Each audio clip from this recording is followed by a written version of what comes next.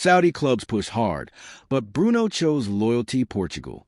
Bruno Fernandes' situation at Manchester United over the past year has become one of the clearest reflections of where the club currently stands.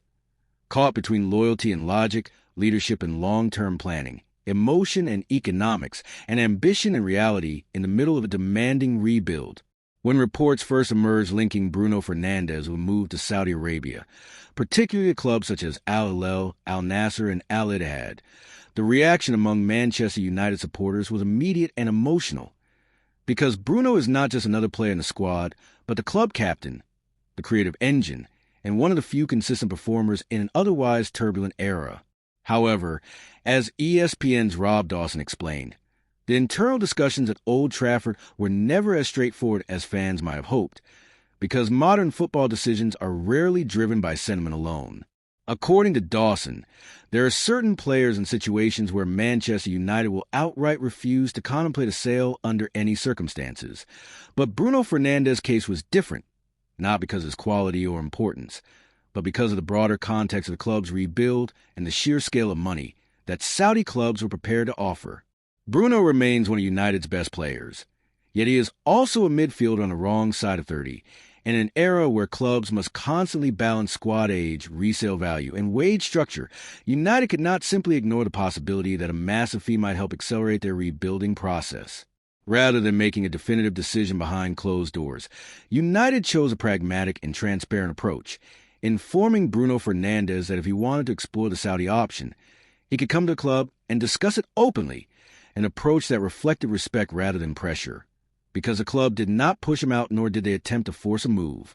Crucially, that conversation never happened, because Bruno never agreed with any Saudi club, never asked United to open negotiations, and never took steps toward leaving Old Trafford.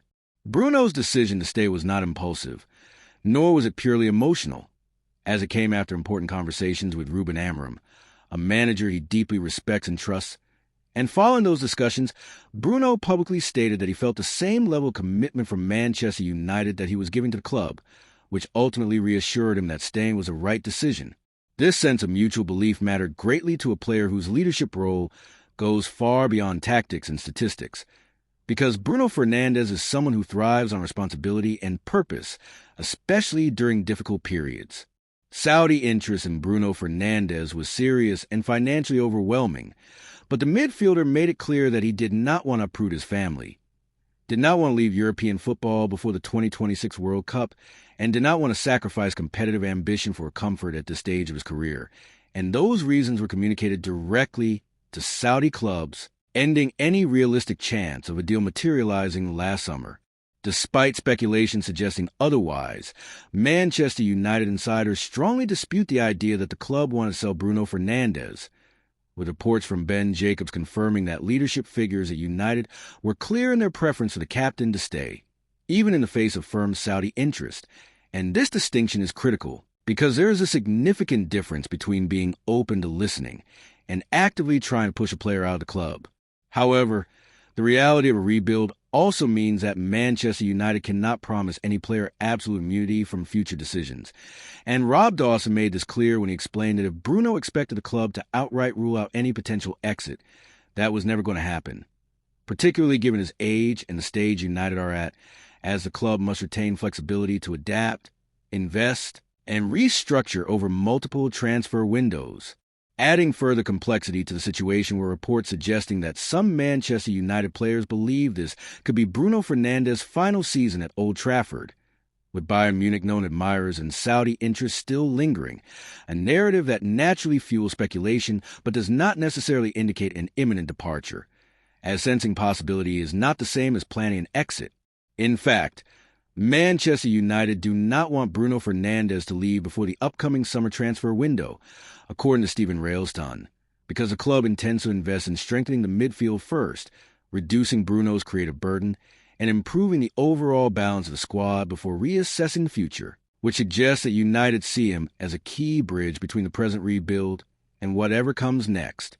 Bruno Fernandes' value to Manchester United extends far beyond goals and assists, as he remains the team's primary chance creator, an on-pitch organizer, a vocal leader, and a relentless competitor who sets standards in training and matches alike.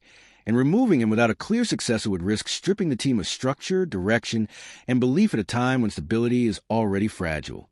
From Bruno's perspective, the decision to stay also reflects his personal ambition and identity as a footballer, because he still believes he can compete at the highest level in Europe, still wants to lead Manchester United back toward relevance, and still views international tournaments, such as the 2026 World Cup, as central to his legacy, making a Saudi move feel premature rather than inevitable.